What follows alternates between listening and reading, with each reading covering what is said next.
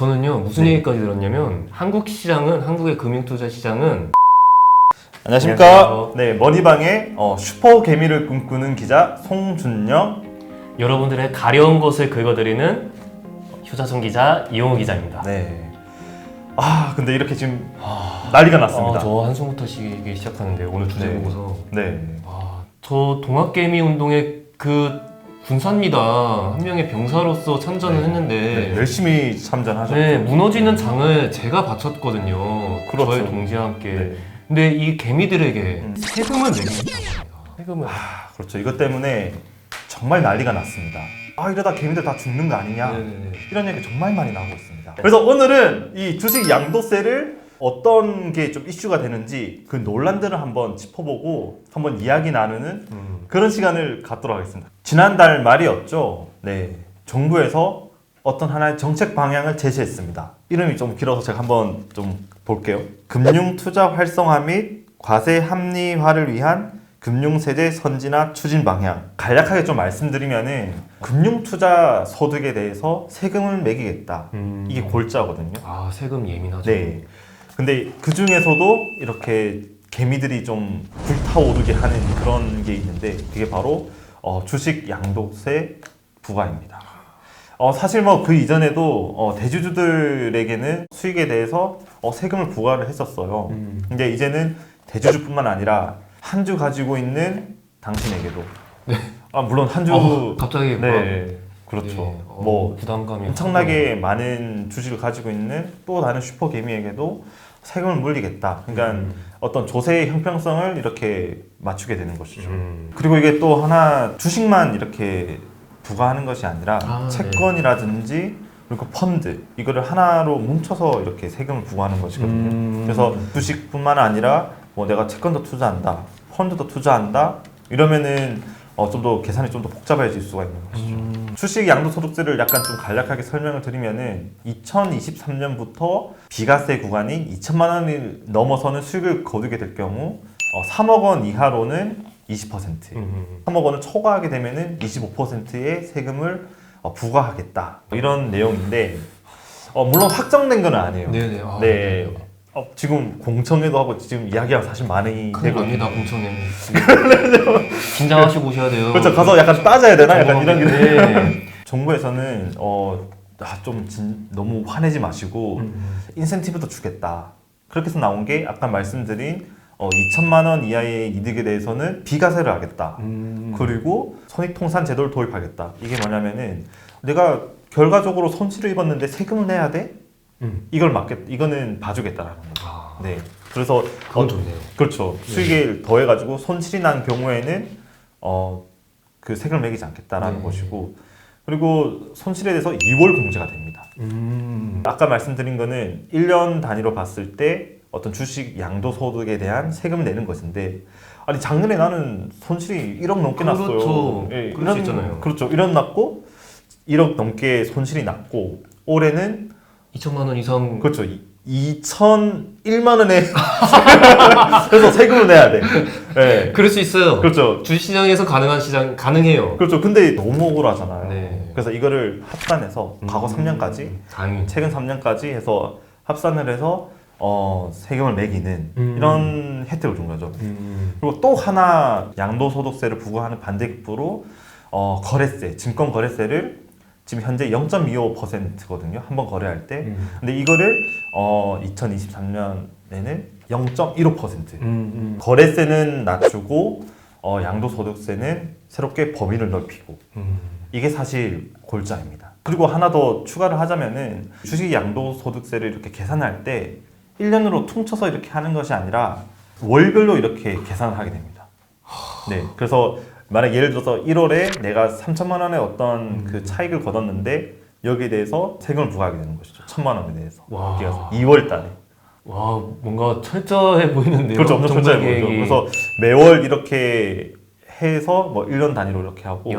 그리고 만약에 1년 단위로 봤는데 손실을 입었잖아요. 결과적으로. 나는 1월 달에 이익을 얻었다고 세금을 냈는데 손실이 발생을 했잖아요.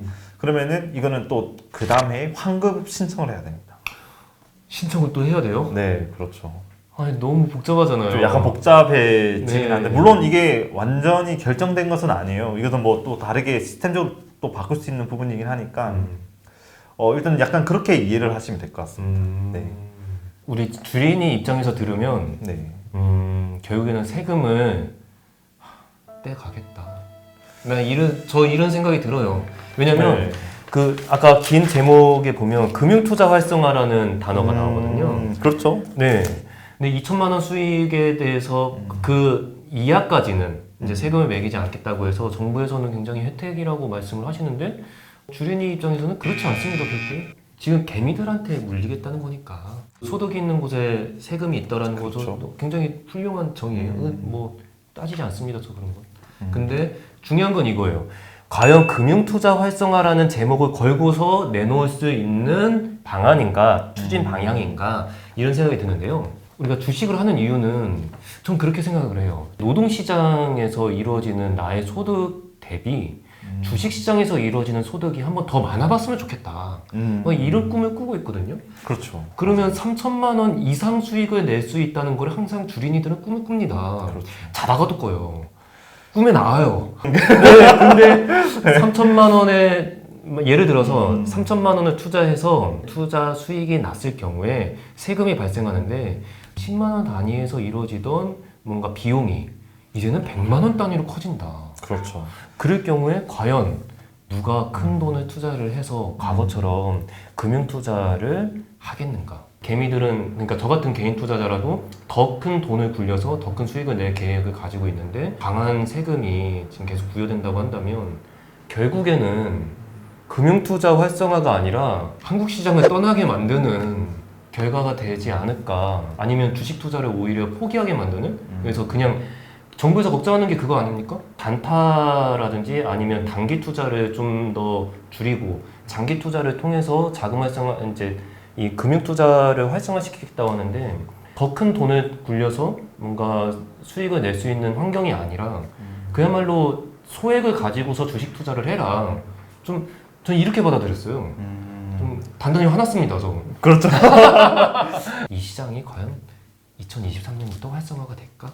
저는 따지고 싶습니다. 따지고 여쭤보고 싶어요. 그렇죠. 이게 사실은 이게 모든 투자자들이 나는 돈을 잃을 거라고 생각을 하진 않아요. 그렇죠. 내가 버는 것에 대해서 뭐 1,000만 원이든 2,000만 원이든 3,000만 원이든 어떤 자본의 어떤 차익을 꿈꾸고 있는데 이런 상황에서 이렇게 과세를 하겠다라고 얘기를 하니까 저항이 심할 수밖에 없는 것이죠.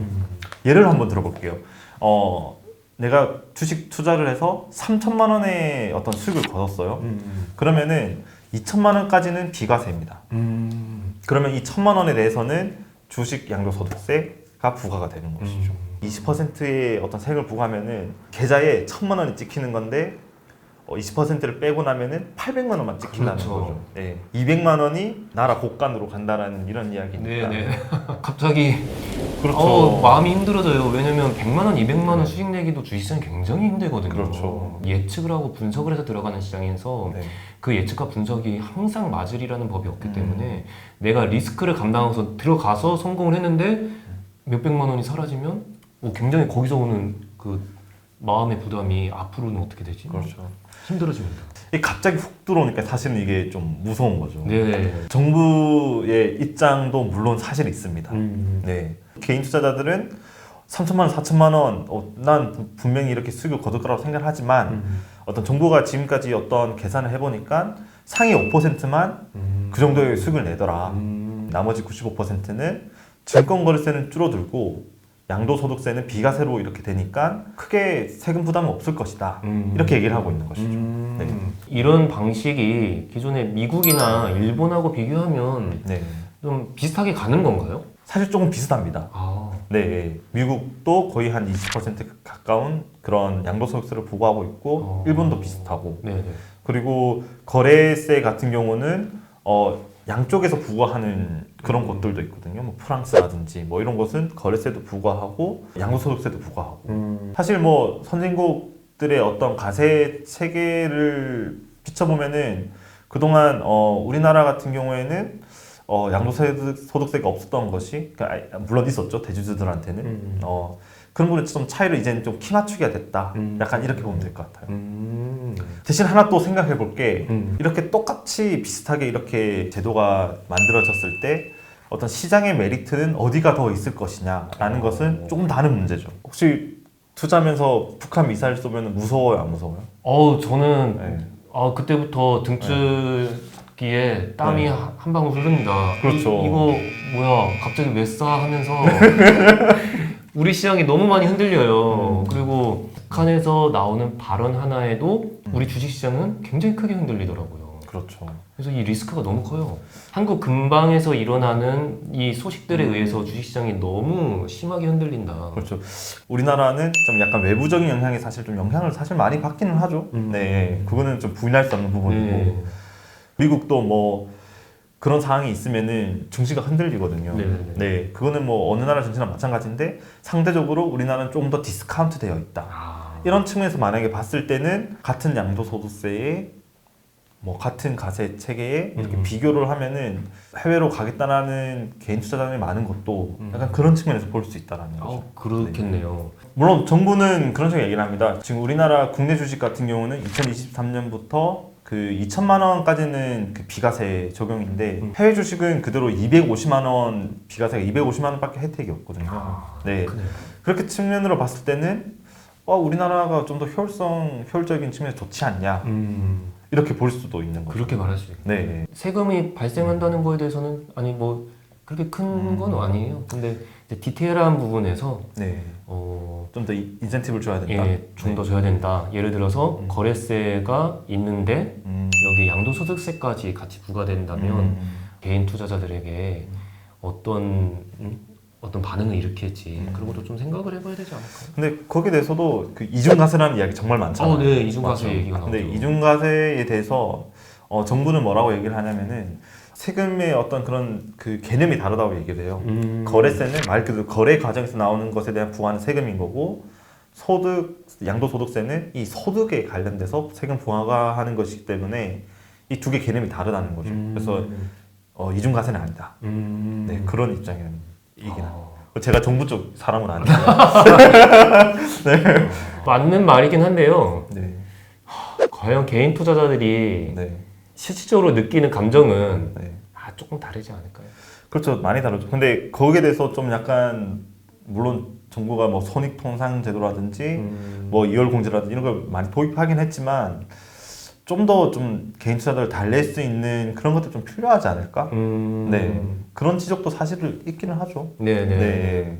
그렇게 부과되는 어떤 이런 세금이 어떻게 쓸지도 사실은 그렇게 좀 구체적으로 나오면 잘 모르잖아요. 네네. 그런 것들이 조금 이런 금융시장이라든지 차라리 아싸리 그렇게 좀 좋은 뭐 됐으면 좋겠다는 생각도 들긴 해요. 저는 이미 약간 자포자기 약간 이런 느낌이에요. 네. 저도 사실은 받아들였어요. 이게 언젠가는 아니, 받아들이지 않아야 되는 컨셉 아니에요? 그런가요?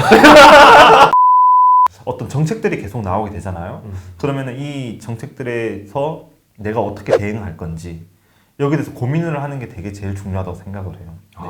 물론 이런 것들을 바꾸는데 뭐 바꾸겠다고 생각하신 분들은 뭐 바꾸는데 힘을 보태면 되겠지만 이걸 받아들인다고 생각했을 때는 어떻게 하면은 내가 좀 이런 제도 속에서 내가 좀 더 수익을 많이 내고 뭐 절세는 불법은 아니잖아요. 뭐 절세할 수 있는 방법을 찾는다든지 이거 뭐 주식뿐만 아니라 펀드나 뭐 이런 것도 다 합쳐지는 거니까 좀 고민을 하는 시간도 한번 가져보면 좋을 것 같다. 네, 저는 약간 이런 생각이고 이제 좀 화가 가라앉았나요? 아니면은 이해는 사실 많이 되는데요. 이해의 측면과 감정의 측면은 네. 또 다른 영역이라서 네.